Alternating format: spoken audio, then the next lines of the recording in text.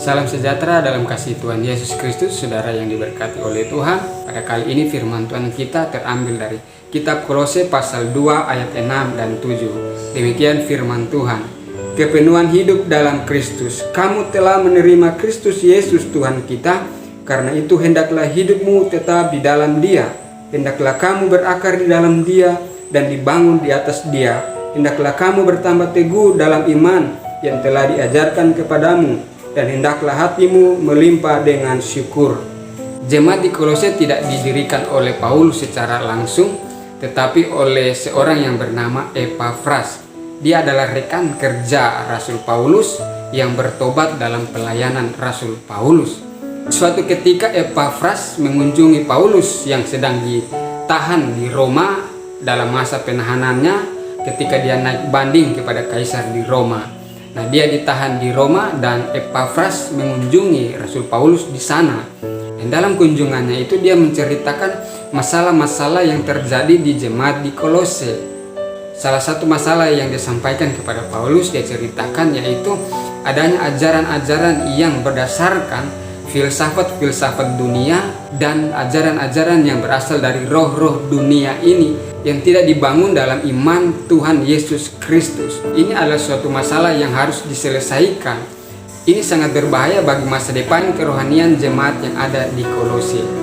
Oleh sebab itu dia menulis surat ini, dan salah satu bunyi dari isi surat itu yang sudah kita baca tadi dikatakan bahwa hendaklah hidupmu berakar di dalam Dia. Yang saya catat pengertiannya ialah ada 3 di sini, yaitu yang pertama tertanam.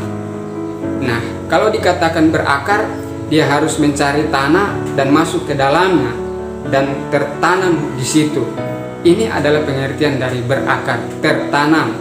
Yang kedua, pengertian dari kata berakar yang saya catat di sini ialah yaitu menetap sungguh-sungguh atau tinggal tetap.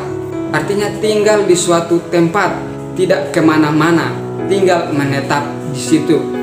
Nah, pengertian yang ketiga di sini yang saya tulis yaitu punya pendirian atau berpendirian.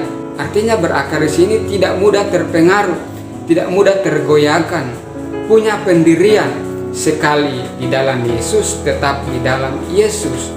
Nah, saudara yang diberkati oleh Tuhan Yesus Kristus, dari 3 pengertian ini saya mengambil satu kesimpulan berakar yaitu tinggal menetap di dalam Kristus, tidak mudah terpengaruh, tidak mudah tergoyahkan, sungguh-sungguh beriman kepada Tuhan Yesus, tidak mudah terpengaruh oleh apapun itu juga. Marilah kita berakar di dalam ajaran yang benar, kita berakar di dalam ajaran yang sehat, kita tertanam di dalamnya, sehingga kita tidak terpengaruh, digoyahkan oleh berbagai macam rupa pengajaran-pengajaran akhir-akhir ini yang dapat menyesatkan kehidupan kerohanian kita. Dewasa ini ada begitu banyak ajaran-ajaran yang kelihatannya baik tampaknya dari luar, tetapi setelah kita cermati di dalamnya ada begitu banyak hal-hal yang sudah dirubah, diputarbalikkan, dikurangi, ditambah, dan sebagainya, sehingga itu membingungkan dan menyesatkan kehidupan kerohanian jemaat Tuhan yang ada pada saat ini.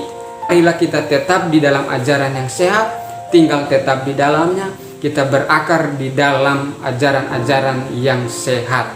Ajaran yang benar ialah Tuhan Yesus Kristus adalah Tuhan dan Juru Selamat umat manusia, dan hanya di dalamnya kita beroleh keselamatan. Tuhan Yesus memberkati kita. Haleluya. Amin.